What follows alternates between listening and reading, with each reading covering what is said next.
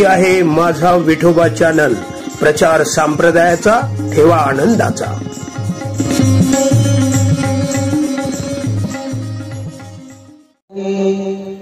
पाहती गवळणी तवती पालती दुधानी, म्हणती नंदाची पोरे आज चोरी केली खरे। तया विनाशी नव्हे दुसरी आयसे, म्हणती नंदाची पोरे आज चोरी केली खरे।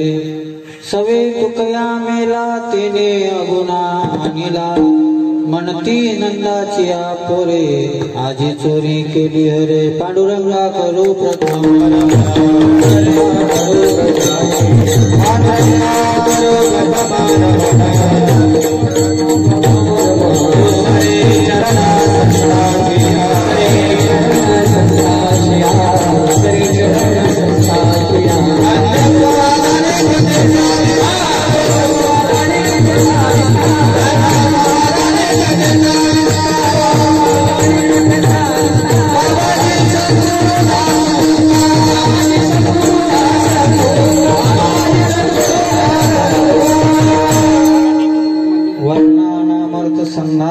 रसानाम छंद सामपे मंगलानांच कर्तारो वंदे वाणी विनायको। सच्चिदानंद रूपाय विश्वोत्पत्त्याय दिहितवे, तापत्रय विनाशाय श्रीकृष्णाय वयं नमः।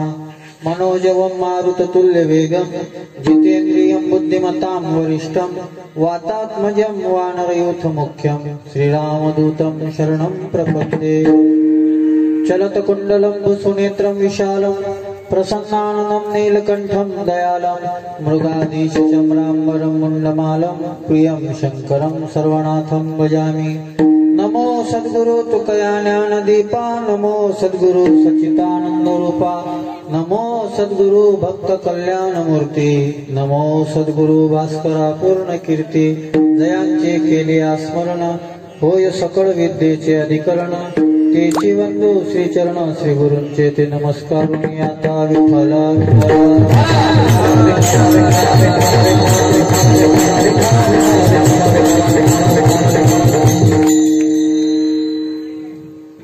स्वर वाढवा थोडा स्वर। पाहती गवळणी तवती पालथी दुधानी, म्हणती नंदाची पोरे आज चोरी केली खरे। प्रस्तुत प्राप्त प्रसंगी प्राप्त स्थळी पांडुरंग परमात्म्याच्या कृपेने, वारकरी संत महात्म्यांच्या आशीर्वादाने गेल्या 63 वर्षापासून संपन्न होत असणारा हा उत्सव, आणि या उत्सवामध्ये आज काल्याच्या माध्यमातून या उत्सवाची सांगता आणि दरवर्षीप्रमाणे श्रीमंत श्री जगद्गुरु जगतवंदनीय वैराग्य शिरोमणी राग रसिक तुकोबाराय यांच्या बीजेच्या उत्सवाच्या निमित्तानं आज तीच वेळ आहे, फाल्गुन कृष्ण द्वितीया म्हणजेच बीज, की जी बीज महाराष्ट्रामध्ये तुकाराम महाराजांच्या नावाने ओळखली जाते। आजच्या दिवशी एक फार मोठं नवल घडलं होतं, ते नवल म्हणजे जगद्गुरु जगतवंदनीय तुकाराम महाराज वयाच्या 42व्या वर्षी आपल्या देहासहित वैकुंठाला गेले। विठ्ठल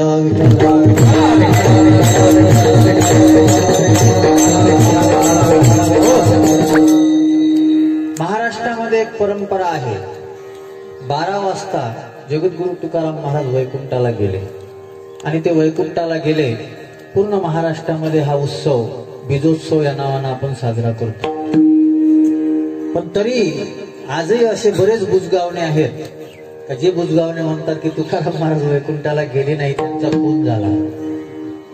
कोणीतरी एक आहे, आता वेगवेगळे संप्रदाय निघाले, वेगवेगळे पंथही निघाले, आणि त्यांना जातीवाद करायचा आहे, त्याच्याकरता त्यांनी तुकाराम महाराजांचा आधार घेतला। वारकरी संत परंपरा मोठी व्यापक आहे, वारकरी संत जीवन हे मोठं विलक्षण आहे।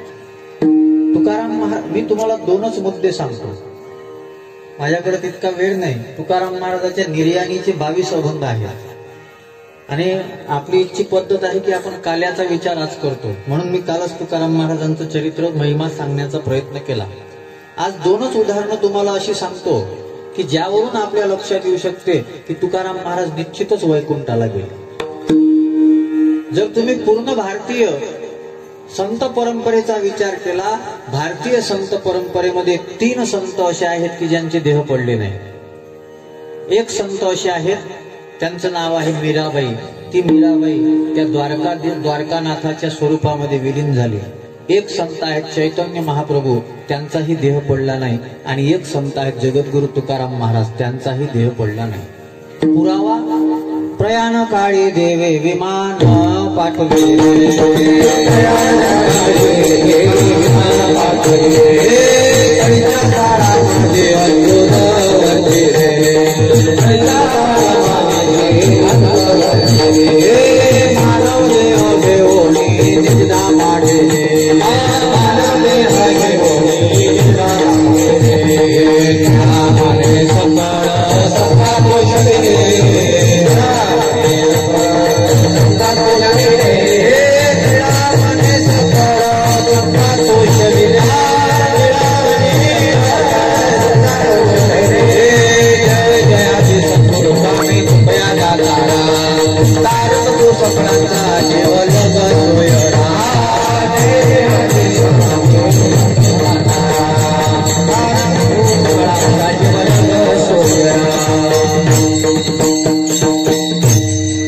ही निळोबारायांची तुकाराम महाराजांची केलेली आरती आहे.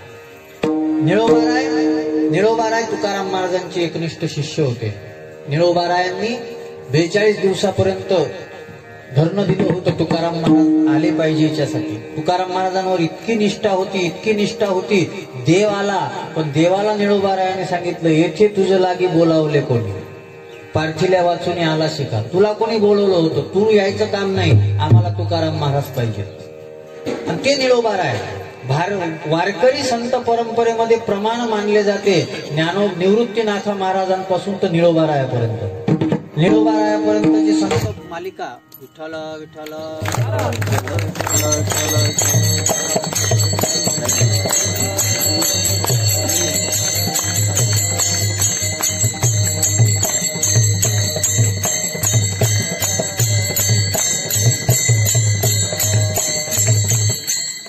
माझा आवाज बराच आहे. निळोबारायांना वारकरी संत परंपरेमधलं शेवटचं स्थान आहे. तिथपर्यंतच्या संतांचे अभंग हे कीर्तनाकरता प्रमाण म्हणून आपण मान्य करतो. मग निळोबाराय जर आपल्याला संत म्हणून मान्य आहे, तर निळोबारायांनी केलेली आरती सुद्धा मान्य असणं गरजेचं आहे. आणि ते निळोबाराय सांगतात की प्रयाण काळी देवे विमान पाठविले, कळीच्या काळा माझी अद्भुत वर्तिले. कलियुगामध्ये अद्भुत केलं, मानव देह घेऊन निजधामा गेले. दुसरं एक उदाहरण तुम्हाला सांगतो. छत्रपती शिवाजी महाराज हे जगद्गुरु तुकाराम महाराजांच्या काळामध्ये होते. नुसते होतेच नाही, तर जगद्गुरु तुकाराम महाराज यांची कीर्तनं सुद्धा छत्रपती शिवाजी महाराज ऐकायचे. मला तर असं वाटते छत्रपती शिवाजी महाराजांचं तर मोठेपण आहेच, पण हिंदवी स्वराज्याची निर्मिती करण्यामध्ये जगद्गुरु तुकाराम महाराजांचं छत्रपती शिवाजी महाराजांना असणारं मार्गदर्शनही खूप महत्वाचं आहे. आमचं दुर्दैव असं आहे की आता कोणी छत्रपती शिवाजी महाराजही नाही आणि कोणता राजा कीर्तन ऐकायलाही जात नाही. आखरी येतात काल्याच्या वेळेस घाई करायला, ती स्वागतच करत आहे. विठ्ठला विठ्ठला. आता छत्रपती शिवाजी महाराज तुकाराम महाराजांना इतके मानत होते, आणि छत्रपती शिवाजी महाराजांच्या काळामध्ये कोणी तुकाराम महाराजांचा खून केला असता तर छत्रपती शिवाजी महाराज शांत बसले असते का? शांत बसले असते का? ते धर्मप्रिय राजे होते, ते साधू संतांचा आदर करणारे होते. रामदेव बाबांना जसा मारण्याचा प्रयत्न केला तसे मारणारे राजे थोडी होते. ते साधू संतांचा आदर करणारे होते. आणि ज्या राजांनी संतांच्या छत्राखाली राज्यकारभार केला त्यांनी आपलं जीवन उज्ज्वल केलं नाही, सगळ्यांचं जीवन उज्ज्वल केलं.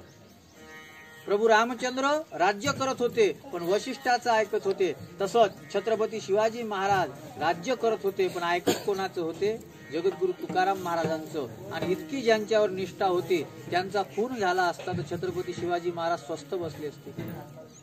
पण तरी काही येडीअळद उल्लाफुके असे आहेत का जे म्हणतात तुकाराम महाराजांचा खून झाला त्यांना काही घेणं देणं नाही. त्यांना तुकाराम महाराजांचा वापर फक्त त्यांचं काहीतरी पंथ संप्रदाय त्यांची जी काही संघटना आहे त्या संघटनेचा जातीभेद करण्याकरता त्यांना वापर करायचा आहे, दुसरा काहीही हेतू नाही. पण तुकाराम महाराज निश्चितच वैकुंठाला गेले. तुकाराम महाराजांची 22 अभंग आहे निर्याणीचे. तुकाराम महाराज स्वतः म्हणतात की परमात्मा आम्हाला घेण्याकरता आला आणि परमात्मा यावा याच्याकरता जगद्गुरु तुकाराम महाराजांनी गरुडाचे पायी ठेवी वेळोवेळा डोळे वेगे आणावा तो हरी मज दिनाते उद्धरी. माझा उद्धार करण्याकरता गरुडा लवकर त्या देवाला तू बोलवणार. आणि पांडुरंग परमात्मा आले. कसे दिसतात त्याचंही वर्णन आहे. आजच्या दिवशी जगद्गुरु तुकाराम महाराजांचे निर्याणीचे 22 अभंग वाचले पाहिजे. मी म्हटलं आता कीर्तनात राहू म्हणून वाचता येणार नाही, मी मगच गाथेतनी वाचून घेतले. मला त्याचा पूर्ण विस्तार करता येणं शक्य नाही. देव आल्यानंतर जगद्गुरु तुकाराम महाराज जाण्याकरता तयारी झालेले आहेत. आपल्या माहेरा जाईन मी आता आमच्या माहेराला जाईन. माझं घरच कोणतं आहे? आम्ही इथं आलो जरी असलो तरी आम्ही वैकुंठवासी, आम्ही वैकुंठाहून आलेलो आहोत आणि त्याच्यामुळं आता तिथं जायचं आहे. जायचं कशासाठी आहे? पीडित आहे राष्ट्र न देखवे जन. हे राष्ट्र पीडित होत आहे, या लोकांना त्रास होत आहे, हे माझ्याकडून पाहणं शक्य होत नाही. आणि म्हणून देवा आता मला इथं थांबायचं नाही. आणि देवानं ऐकलं. हाती धरून या देवेने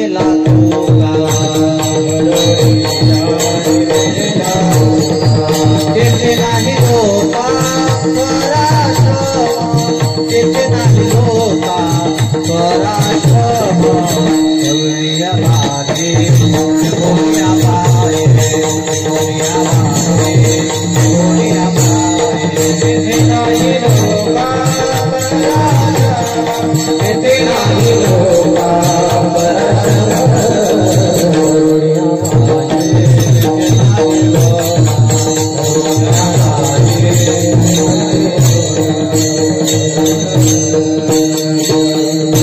देवाने तुकाराम महाराजांचा हात धरला. तुकाराम महाराज सगळ्यांना सांगत आहे मला वैकुंठाला जायचं आहे, मला वैकुंठाला जायचं आहे, मला वैकुंठाला जायचं आहे. कोणी मान्य करत नाही. जिजाबाईला सुद्धा म्हणतात, आवलीला सुद्धा म्हणतात, आवली चल ना वैकुंठाला.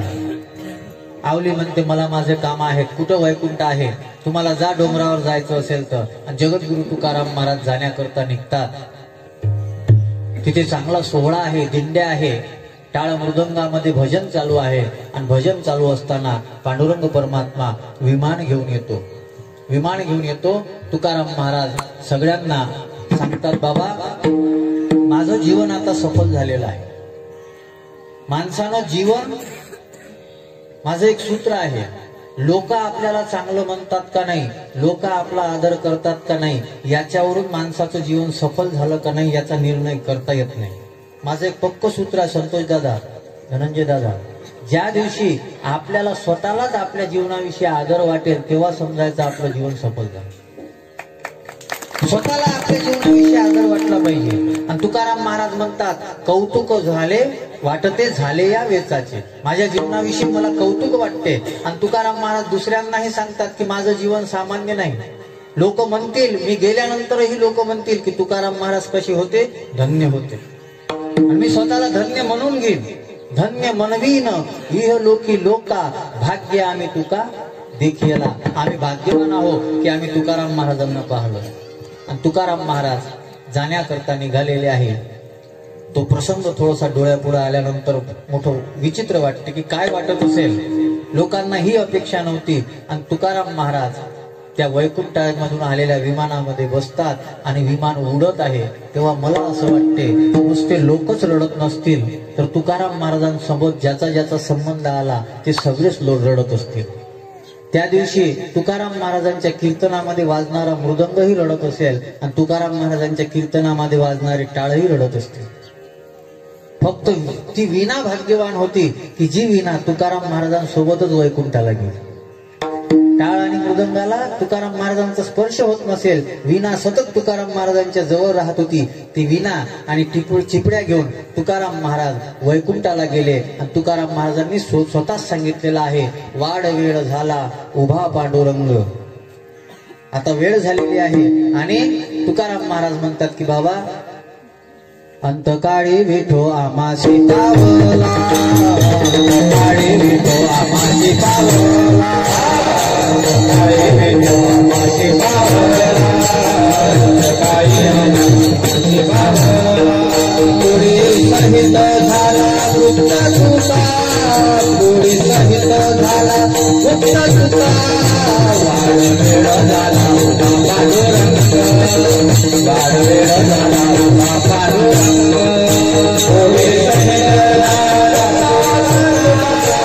पुरी सहित झाला वेळ झाला उभा पांडुरंग, वेळ झाला उभा पांडुरंग. तुकाराम महाराज गुप्त झाले. तीच वेळ 12 वाजताची होती. आजचीच ती वेळ होती तुकाराम महाराजांची बीज.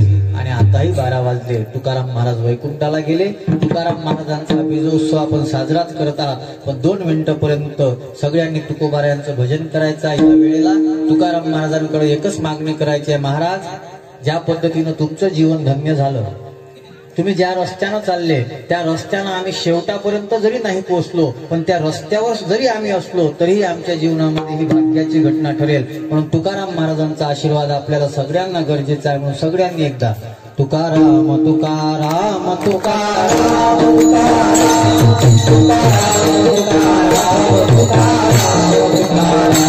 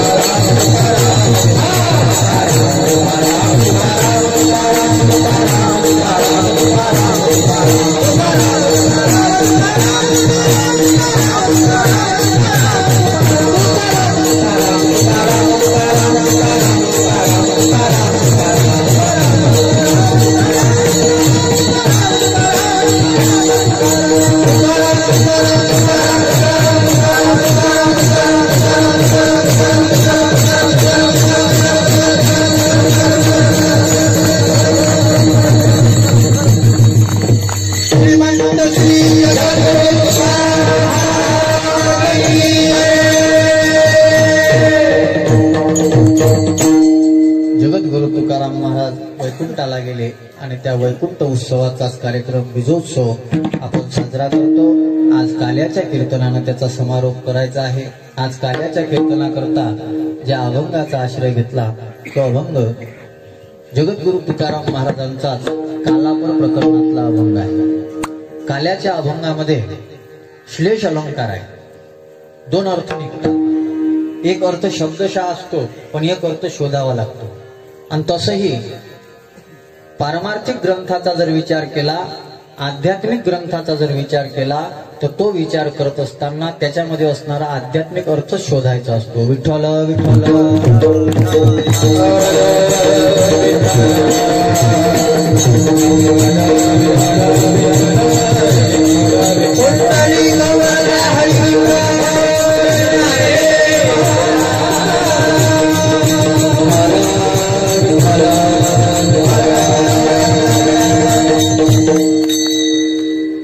अभंग जगत अभंगांचा आहे, कालापर प्रकरणामध्ये आहे. आणि या अभंगामध्ये जगद्गुरु तुकाराम महाराजांनी गवळणीचा जो संवाद आहे तो संवाद प्रतिपादित केलेला आहे. काल्यामध्ये या अभंगामध्ये गवळणीचा जो संवाद आहे ना त्या संवादाचं प्रतिपादन केलेलं आहे. आणि काल्याच्या कीर्तनामध्ये गवळणी घेता येतात, कालापर अभंग घेता येतात.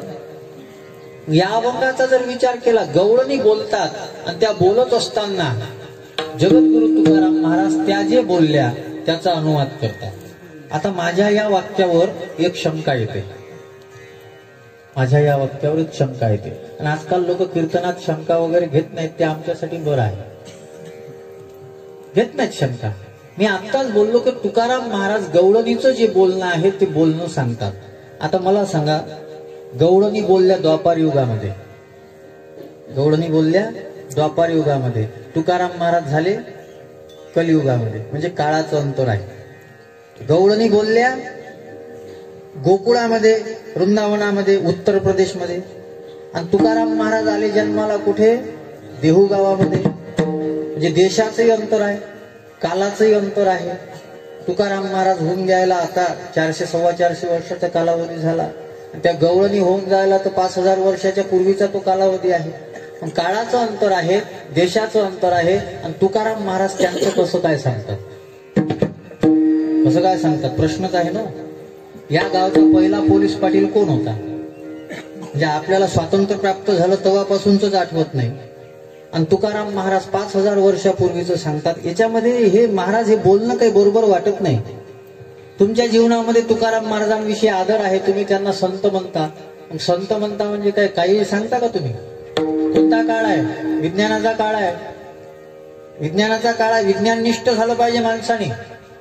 मी कॉलेजला जेव्हा लेक्चरर होतो ना तेव्हा हे काही आमच्या कॉलेजला आले होते, अंधश्रद्धा निर्मूलन समितीवाले. ते पेपर घेऊन आले आणि त्या पेपरामध्ये पहिलाच प्रश्न होता, ज्ञानेश्वर महाराज श्रेष्ठ का आहेत? आणि 4 ऑप्शन होते. एक, ज्ञानेश्वरी लिहिली म्हणून, दुसरं रेडा बोलवला म्हणून, तिसरा भिंत चालवली म्हणून, आणि चौथं मेलेला माणूस जिवंत केला. हा प्रश्न होता. मला म्हणे, सर हा पेपर तुम्ही घ्या विद्यार्थ्यापासून. मी पेपर पाहिला, म्हटलं मी घेत नाही, मी घेत नाही. लगेच पाहिलं तर दुसरा का तिसरा प्रश्न त्याच्यामध्ये होता, तुकाराम महाराजांचं जीवन महान का आहे? त्यांनी अभंग लिहिले म्हणून, त्यांनी अभंग तारले म्हणून, त्यांनी अभंग तारले म्हणून. अजून 2 गोष्टी होत्या तुकाराम महाराजांच्या जीवनासंदर्भातल्या, मला आठवत नाही ते. हा, शिवाजी महाराजांचा नजराना वापस पाठवला म्हणून. कशामुळे ते श्रेष्ठ होते? मग ते दोन्ही प्रश्न पाहिले, प्रश्न चुकीचे होते. मी म्हटलं मी पेपर घेत नाही. तो म्हणे मी अध्यक्षाला सांगतो तुमच्या. मला अध्यक्षाला सांगा, तिच्या बापाला सांग. ते म्हणे तुम्ही पेपर का घेऊन नाही? मी त्याला माळा काढून दाखवल्या. तेव्हाही 3-4च होत्या गळ्यात, कमी कायले घालायच्या? 3-4च होत्या गळ्यात. मी म्हटलं जमत नाही, मी पक्का वारकरी आहे. ते म्हणे तसं नाही सर, विज्ञानाचा कालखंड आहे, तुम्ही लोक काही सांगता. म्हणलं काही सांगायचा प्रश्नच नाही, आमचं सगळं बरोबर आहे. म्हणलं तुझा प्रश्नच चुकीचा आहे. ज्ञानेश्वर महाराज श्रेष्ठ होते, त्याचे जे 4ही उत्तर पर्याय दिले 4ही बरोबर आहे. 4ही बरोबर आहे, प्रश्नच चुकीचा आहे. कसं काय पेपर घ्यायचा? ते म्हणे हे पेपर दिल्यानंतर प्रमाणपत्र भेटते, प्रमाणपत्र. आणि तुम्हाला एक प्रमाणपत्र देऊ. मी आणलं त्या प्रमाणपत्रात भजे ऐकतो मी हॉटेलात. माझं हॉटेल होतं संतोष दादा, आमचे काका चालवायचे. मी 5 वर्ष चालवलं. मला सगळंच करता येतं का? धोत्रावर जाऊ नका. विठ्ठला विठ्ठला.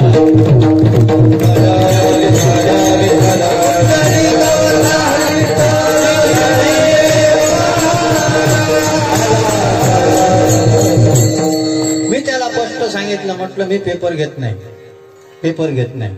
तो गेला बा आमच्या प्रिन्सिपल पाशी.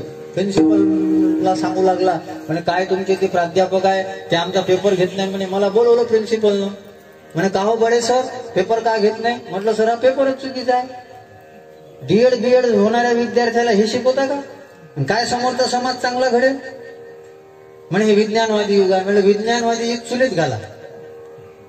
संवेदना शून्य विज्ञान हे सामाजिक पाप आहे. महात्मा गांधींनी 7 सामाजिक पाप सांगितले.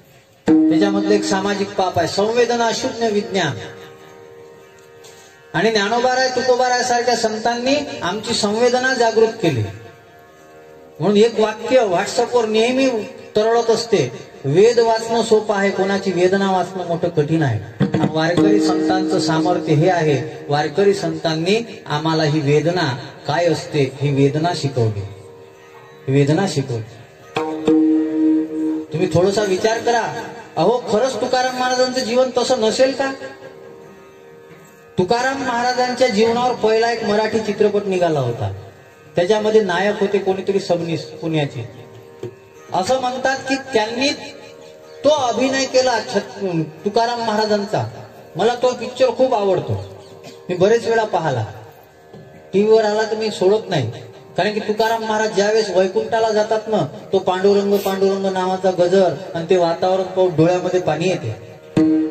आणि असं चरित्र आहे की ते जे अभिनय करणारे सबनीस होते त्यांनी त्या पिक्चर नंतर संसारामध्ये राहिले नाही, त्यांनी संसार सोडून दिला.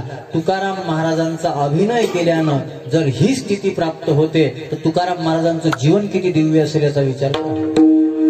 फक्त तुकाराम महाराजांच्या अभिनयानं, तो काही वारकरी नसेल, काही नसेल, पण तुकाराम महाराजांचा अभिनय त्यानं मूर्तिमंत केला. आणि तो अभिनय पाहिल्यानंतर त्यालाही तुकाराम महाराजांसारखी विरक्ती प्राप्त झाली.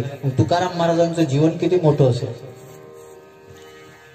मी प्रश्न विचारला होता तुम्हाला, तुकाराम महाराज गोपिकेंचा गवळणींचा संवाद सांगतात हे कसं काय शक्य आहे? याचं कारण एकच आहे, तुकाराम महाराजांकडे ऋतंभरा प्रज्ञा होती. विठ्ठल विठ्ठल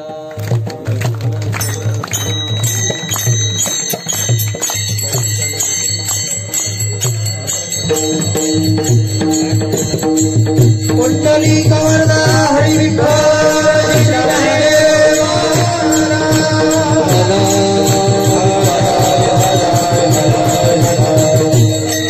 ऋतंभरा प्रज्ञा त्याला म्हणतात की ज्याला देश काळ मर्यादा करू शकत नाही.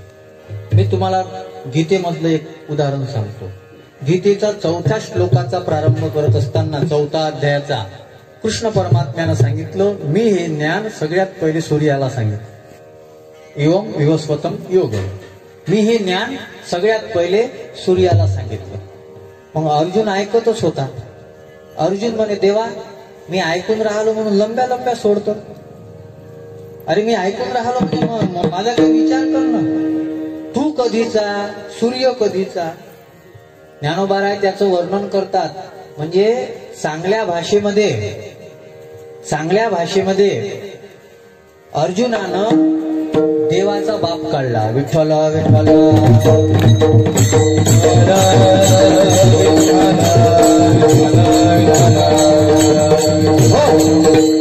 अर्जुनाचे शब्द आहेत. अर्जुनानं देवाचा बाप काढला. अर्जुन म्हणतो, देवा हे तो विवस्वत म्हणजे काही, तो तुवा वडिला ठाऊका नाही, तोची तुवा काही उपदेशिला. ह्या चांगल्या भाषेत बापच काढणार. काय म्हणतो अर्जुन, हे जो विवस्वत म्हणजे काही, तो सूर्य कधीचा, तो तुवा वडिला ठाऊका नाही, तुझ्या वडिलाला तरी माहित आहे का तो कधीचा आहे, तोची तुवा काही उपदेशिला. भगवान अर्जुनाला सांगतात, म्हणे अर्जुना आठवणं नाही आठवणं हे तुमच्या जीवाकरता आहे. माझ्याकडे ऋतंभरा प्रज्ञा आहे, मला हे लागू होत नाही, बिलकुल लागू होत नाही. कारण की बहुनेमी व्यतीतानी जन्मानी तवच अर्जुन तान्नम वेद सर्वानी नत्वम वेद परंतप. हे जन्म वगैरे मृत्यू हे तुमच्या करता आहे. तुम्ही विसरता, तुम्ही आठवता, मी काहीच विसरत नाही, मला सगळं माहित आहे. आणि संतांची सुद्धा प्रज्ञा तशाच पद्धतीने आहे. रामायणामध्ये एक उदाहरण आहे. रामायणामध्ये एक उदाहरण आहे, मला आठवलं आता. रामकथा करायची सवय लागली त्याच्यामुळे रामायण आठवतेच. सुंदरकांडचा प्रसंग लिहिणं चालू होतं. एकनाथ महाराजांनी भावार्थ रामायण नावाचा ग्रंथ लिहिला. खूप सुंदर ग्रंथ लिहिला.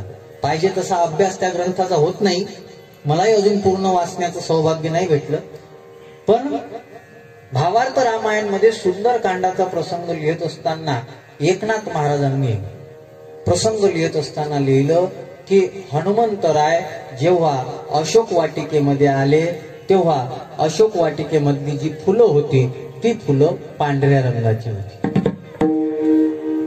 आणि एक असा नियम आहे, जिथे जिथे रामकथा असते तिथं तिथं हनुमंतराय येतात, कोणत्या तरी रूपानं येतात. आखे न करे दीदार तो हनुमान क्या करे. आपल्याला डोळ्याला दिसत नसेल तर त्याला हनुमानजी काही करू शकत नाही, आपण ओळखू शकत नाही. माझ्या लहानपणी राधेश्याम दादा, माझ्या आजोबांनी डोंगरे बाबाचं रामायण आणि भागवत हे 2 ग्रंथ आणले होते. मी शाळेत असतानाच मला वाचायची आवड होती. तर मी माझ्या घराच्या गच्चीवर जाऊन एकदा ते तत्वार्थ रामायण नावाचं पुस्तक वाचत होतो. ते वाचत असताना वाचण्यामध्ये खूप गुंग झालो. डोंगरे बाबांचं होतं ते. अशा वेगवेगळ्या व्यक्तिरेखा, वेगवेगळे टॉपिक त्यांनी ते तत्वार्थ रामायणामध्ये मांडले. आणि ते वाचत असताना इतका गुंग झालो की माझ्या जवळ एक माकड येऊन बसलं, मला माहीतच नाही. मग ते काहीतरी झालं, माझ्या लक्षात आलं. मी उठलो त्याला हाकललो. लहान होतो तेव्हा तेव्हा काही कथा वगैरे करत नव्हतो. लहान होतो त्याला हकलून दिलं मी. नंतर जेव्हा मला हे मोरारी बापूंपासून वगैरे मी वाचलं, ग्रंथांमध्ये वाचलं, तेव्हा मला माहित पडलं की हनुमंतराय रामकथा जिथं असते. बरं, मी वाचत एकाग्र होतो. मला 15-20 मिनिटं तर माहीतच नाही तो येऊन बसला म्हणून माझ्यापाशी. नंतर ते कधीतरी, शेवटी माणूस आहे मी, जेव्हा मला थोडंसे जाणवलं तेव्हा मी त्याला हाकलून दिलं. म्हटलं माकड येऊन बसलं आपल्याजवळ. खऱ्या अर्थानं जिथं कथा आणि कीर्तन होते ना, तिथं देव निश्चितच येतो. म्हणून मी थोडासा कडक असतो कीर्तन आणि कथेच्या बाबतीत. मला काहीही पटत नाही कथा कीर्तनामध्ये. कारण की मला तरी असं वाटते की मी असं कीर्तन केलं पाहिजे की ज्या पद्धतीनं नामदेव महाराज देवाच्या कीर्तनात नाचले, आमच्या कीर्तनात नाचले नाही तरी पाहिजे, पण समोर येऊन बसले तरी पाहिजे. नामदेव महाराजांसारखा आमचा अधिकार नाही की देवानं आमच्या कीर्तनात येऊन नाचावं, पण देवाने आलं नक्की पाहिजे. आणि तुकाराम महाराज म्हणतात, तुम्ही जर खरंच त्याचं वर्णन करत असाल तर तो आल्याशिवाय राहत नाही. त्याची कीर्ती वाखान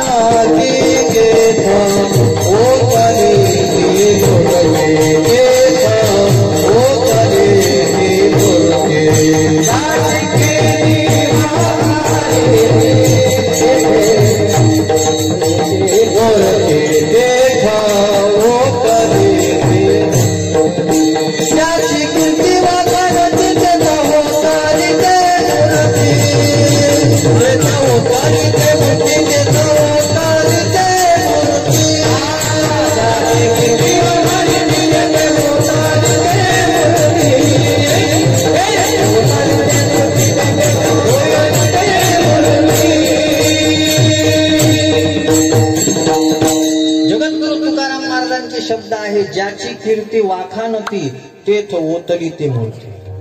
मला याचा विस्तार करायचा नाही, फक्त मला एकच अपेक्षा आहे, आपले कथा कीर्तन हे असे असावे की त्या कथा कीर्तनामध्ये देवाची पवित्र चेतना आली पाहिजे. कथा कीर्तन हे देवाची संगती करण्याचं एक साधन आहे.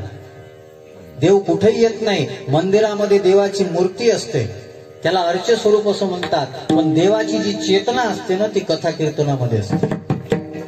आणि हनुमंतराय जिथे रामकथा आहे तिथे प्रगट होतात. आणि त्यांनी लिहिलं, हनुमंतराय सुंदर कांडमध्ये अशोक वाटिकेमध्ये आले तेव्हा पुष्प जे होते ते पांढऱ्या रंगाचे होते. लगेच हनुमंतराय प्रगट झाले आणि एकनाथ महाराजाला म्हणू लागले, हे कलियुग के कथाकार, कुछ भी लिखता है क्या, झूठी कथा लिखता है. एकनाथ महाराज म्हणे, महाराज सांभाळून बोला, खोटं वगैरे आम्हाला पटत नाही. आमच्या वारकरी संप्रदायाचे गुरु आहेत माऊली महावैष्णव ज्ञानोबाराय सांगतात, माझी या सत्यवादाचे तप वाचा केले बहुत कल्प, तया फळाची महादीप पातली प्रभू. आम्ही खरे बोलतो. आमचे तुकाराम महाराज सांगतात, खरे बोले तरी फुकासाठी जोडे हरी. हे साधन आहे आमच्याकरता, खोटं बोलत नाही. म्हणे फुलं जी होती ती लाल रंगाची होती, तू लिहिलं पांढऱ्या रंगाची होती. काही सांगतो. रामायण वाचलं का कधी? रामायण वाचलं का? तसे तुम्ही कलियुगातले कथाकार ग्रंथ काही वाचत नाही आणि कथा करायला सुरुवात करता. विठ्ठल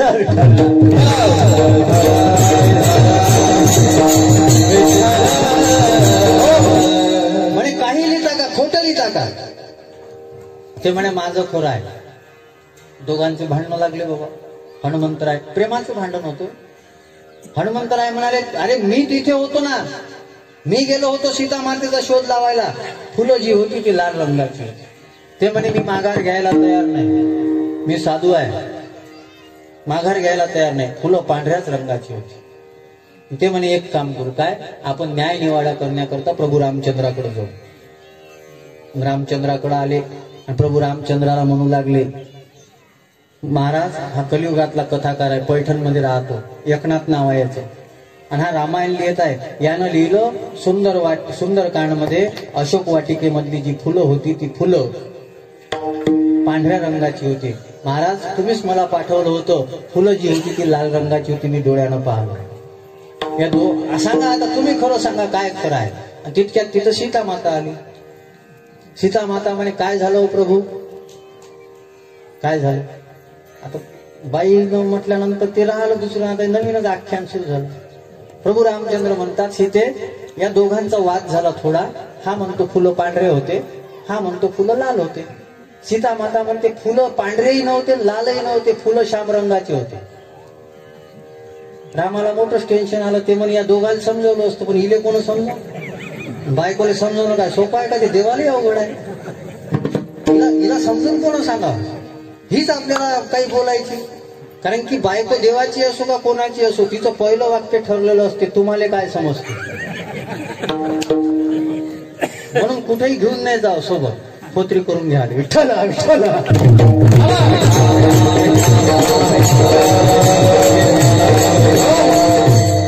आता समजवणं शक्य नव्हतं. ते म्हणे दोन पार्ट्या होत्या, तिसरी पार्टी आली. बरं या पार्टीला समजवणं अवघड आहे. मग म्हणे आता स्वामी तुम्हीच सांगा काय खरं होतं. प्रभू रामचंद्र थोडा वेळ थांबले. प्रभू रामचंद्रांनी सांगितलं म्हणे फुलं जे होते ते पांढऱ्याच रंगाचे होते. सीता मातेचंही तोंड हेकडं झालं, हनुमानजीचे झालं. ते म्हणे हे आत्ताच भेटलं, मी एवढे वर्षापासून सेवा करतो, माया खोटं, याचं बरोबर, याला मी चाललं इथं, याचं बरोबर, माझं खोटं, गेलं माझं, मला काही नाही लेना देना कुछ नाही, फक्त पियल शनिवारच्या दिवशी, आणि माझं मान्यही करत नाही. म्हणे देवा तुम्हाला ते तुकाराम महाराज म्हणतात ते बरोबर आहे, हरी तो निष्ठुर निर्गुण. म्हणजे लगेच पार्टी बदलतो. बरं काही इलेक्शन नाही ना आता, काय मध्य प्रदेश थोडी होय.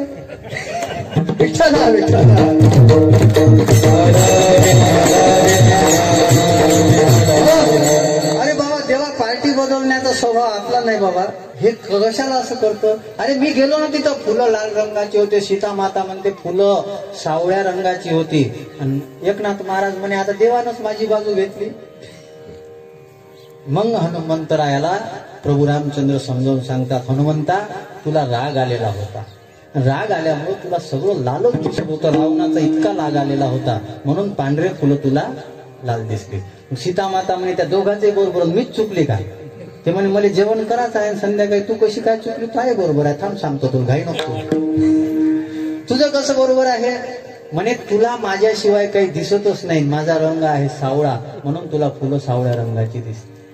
आता फुलं सावळ्या रंगाचीही नव्हती, लाल रंगाची नव्हती, फुलं होती पांढऱ्याच रंगाची. एकनाथ महाराज त्रेतायुगामध्ये नव्हते, तरीही त्रेतायुगामध्ये असणारे, त्या अशोक वाटिकेमध्ये असणारे हनुमंतराय आणि सीता माता दोघांचंही उत्तर चुकीचं ठरलं आणि एकनाथ महाराजांचं उत्तर खरं ठरलं. आता मला सांगा, संत अशी जर त्यांच्यापाशी शक्ती असेल तर तुकाराम महाराज गवळणीचा संवाद का सांगू शकत नाही. विठ्ठल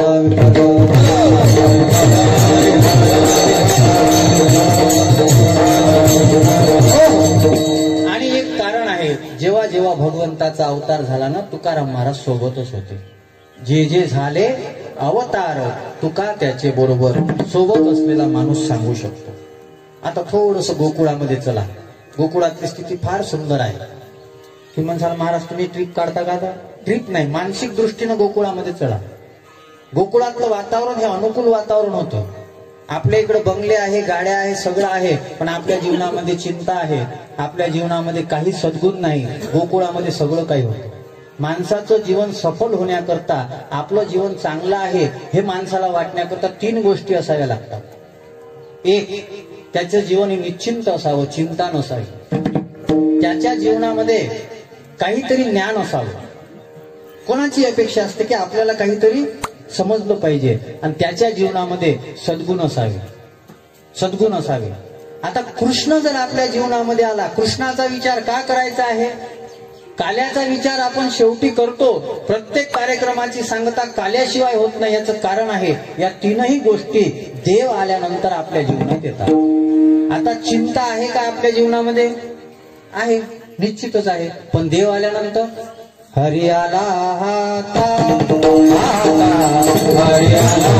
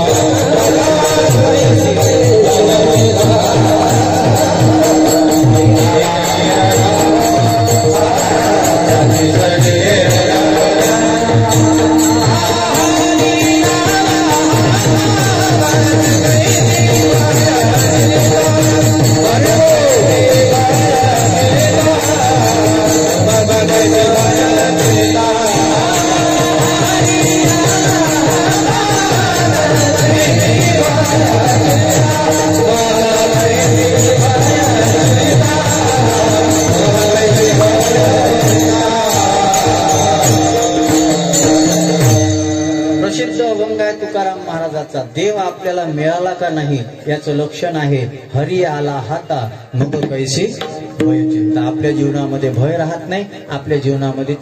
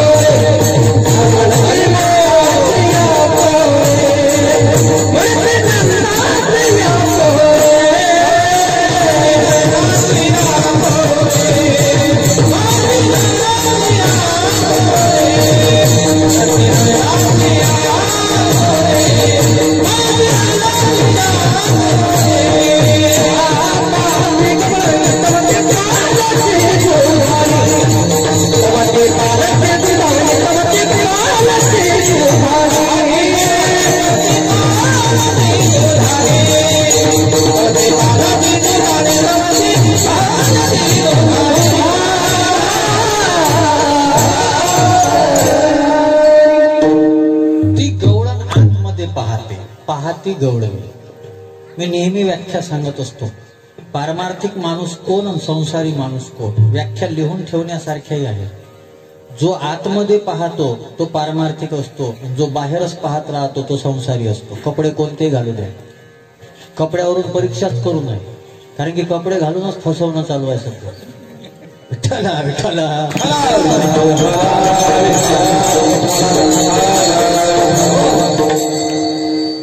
एका संताचं वाक्य आहे, कपड्यावरून परिचय होतो, परंतु कपड्यावरून पहचान होत नाही, ओळख होत नाही. हा ओळख कोणी म्हणते मी आता हे कपडे घालून आलो, कोणी म्हणेल याचा अर्थ असा नाही बरं कोणतेही कपडे घालावे, कारण की आता महाराज लोकांनी पॅन्ट शर्ट घालणं चालू केलं. कथा कीर्तनकाराने साधूच दिसलं पाहिजे. कपड्याची महिमा आहे, कपडा सत्वगुण वाढवतो. पण मग याचाही अर्थ नाही का मग जो दुसरे तिसरे कपडे घालतो तो काही पारमार्थिक नाही म्हणून, असं नाही. हे आमचे जे कर्मठ लोक आहे ना त्यांनी खूप असे कडक हे करून ठेवले. थोडासा धोत्राचा काठ सहन नाही होत कोणाकोणाला. धोत्राचा काठ थोडासा मागं पुढं असणं ती सहन नाही होत, मोठी अडचण आहे. त्याच्यावरून ठरत नाही. आतमध्ये पाहिलं पाहिजे, आतमध्ये काय आहे. आपण संसारातलीही प्रत्येक कामं करत असताना कुठे पाहतो? वरच पाहतो. सोयरीक करत असताना आतमध्ये पाहिल्या जाते का वर पाहिल्या जाते? कुठं पाहिलं जाते? पाहावं कुठं? पाहावं आतमध्ये. पाहावं कुठं? लोक सोयरीक कोणासोबत करतात? ज्याच्यापाशी खूप पैसे आहे. बरं बाप, तू एखादा सोयरीकवाला सांगते बरं पैसे आहे सगळं चांगलं आहे, पण पोरगा थोडासा पिते बरं, तो काय म्हणते जाऊ द्या ना, पैसे शेती आहे तर काही घेणं. म्हणजे आपण गरज कशाची आहे, आपण कशाला महत्व देतो? चालत नाही महाराज. आमच्या महाराज लोकांची तर लयच अडचण आहे, पोरीच भेटत नाही. एखाद्याने विचारलं काय होय? वारकरी आहे, दाखवा बरं. त्याला का धोतर दिसला, आम्हाला नाही पाहिजे, ठेव तिकडे नेऊन. तो कितीही चांगला असला तरी त्याला महत्व दिलं जात नाही, कारण बाहेरचं पाहिलं जाते. पण पारमार्थिक कोण आहे? जो आतमधले पाहतो. आपण वरच्याच गोष्टीचा जास्त विचार करतो. एका हिंदी कवीनं गोड म्हटलेला आहे, यही भूल मैं बार बार करता रहा, यही भूल मैं बार बार करता रहा, धूल मेरे चेहरे पे थी मैं आईना साफ करता रहा. मी दुसरंच पुसत बसतो. अरे धूळ कुठं आहे? धूळ आतमध्ये बसलेली आहे. वर कितीही साबण लावले तरी मन स्वच्छ होईल का? तुकाराम महाराज बोलून गेले, नाही निर्मळ मन काय करील साबण. मग निर्मळ जीवन करण्याकरता, निर्मळ मन करण्याकरता कथा कीर्तन हेच माध्यम आहे. कथा कीर्तन हेच माध्यम आहे. ती गवळण जी होती तिच्या गळ्यात माळ होती, ती वैष्णव होती, ती एकादशी करत होती, आणि ती गवळण आतमध्ये पाहते. जो रूपाचा विचार करतो तो संसारी असतो, जो स्वरूपाचा विचार करतो तो संन्यासी असतो. कपडे कोणते असू द्या. जो रूपाचा विचार करतो, नुसतं रूपाचा विचार करतो नाही, जो स्वरूपाचा विचार करतो, जो प्रवाहाच्या विरोधात चालतो तो संसारी नसतो, तो पारमार्थिक असतो. जो प्रवाहाच्या सोबत चालतो तो संसारी असतो. बघा तुकाराम महाराजांचं जीवन प्रवाहाच्या विरोधातलं आहे, आणि प्रवाहाच्या विरोधात जे जे चालले ना त्यांना खूप विरोध होतो. सोबत चालले त्याला कोणी विरोध करत नसतात. जे विरोधात, प्रवाहाच्या विरोधात चालतात, बरं त्यांचं बरोबर असते, पण खरं बोलून चालत नाही. सत्य आणि प्रामाणिकता याला कलियुगामध्ये किंमत राहिलेली नाही. मजा देखा मिया सच बोलणे का, जिधर तू है उधर कोई नाही. खरं जर तुम्ही बोलत असाल तर तुमच्या मागे कोणीच उभं राहत नाही. तुकाराम महाराजांना, ज्ञानेश्वर महाराजांना आधी करून संत महात्म्यांना त्रास होण्याचं कारण काय होतं? त्यांनी जीवनामध्ये या सत्याचा आग्रह धरला, त्यांनी जीवनामध्ये या प्रामाणिकतेचा आग्रह धरला. आणि माझं एक सूत्र आहे, सूत्र माझं नाही आहे पण मी निश्चित करून घेतलेलं आहे, पवित्रता प्लस प्रामाणिकता प्लस प्रसन्नता इज इक्वल टू परमात्मा. 3 गोष्टी ज्याच्या जीवनामध्ये असेल त्याला देव भेटलेला आहे. विठ्ठल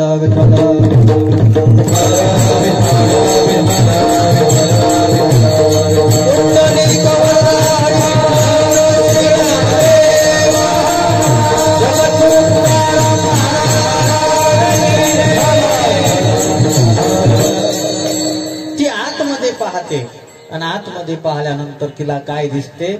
तव ती पालथी दुधाने जी होती ती पालथी झालेली होती. दुधाने पालथी झालेली होती. आपण आतमध्ये पाहिलं पाहिजे.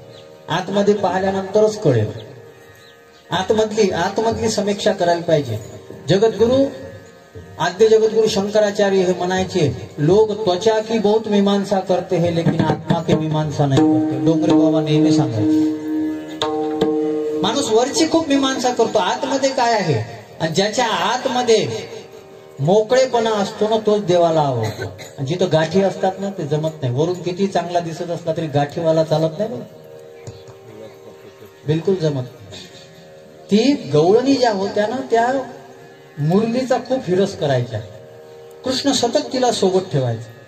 जेवताना सोबत, बसताना सोबत, झोपताना सोबत, कमरीलाच ठेवून ठेवायचा. एक दिवस सगळ्या गवळणी गेल्या, आणि त्या सगळ्या गवळणी गेल्या, आणि गवळणीने त्या बासरीला एकटं पकडलं, आणि त्या बासरीला विचारू लागले, हे बासरी तू कोणती साधना केली ग? तो कृष्ण तुला सतत सोबत ठेवतो. तू कोणती पूजा केली, तू कोणती साधना केली, तू कोणता जप केला? ती बासरी सांगते. बासरी बोलते म्हणे, बाई ताई मला हे काहीच समजत नाही. मी जड आहे ना, मी जड आहे. मला पूजा करता येत नाही, मला तप करता येत नाही, मला योग करता येत नाही, मला साधना करता येत नाही, मला काहीच करता येत नाही. म्हणे मग देव तुला सोबत का ठेवतो? सोबत ठेवायचं कारण काय आहे? तिने एकच सांगितलं, मी एकच केलं. माझ्या आतमधल्या ज्या गाठी होत्या ना, त्या गाठी खोलून टाकल्या, म्हणून देव सोबत ठेवतो. जो आतमधल्या गाठी खोलून टाकतो ना, देव त्याला सोबत ठेवतो. असं समजण्याचं कारण नाही खूप सत्ता आहे म्हणून देव सोबत ठेवतो, नाही. खूप संपत्ती आहे म्हणून देव सोबत ठेवतो, नाही. खूप विद्वत्ता आहे म्हणून देव सोबत ठेवतो, नाही. खूप कला आहे म्हणून देव सोबत ठेवतो, नाही. आतमधून कसं आहे?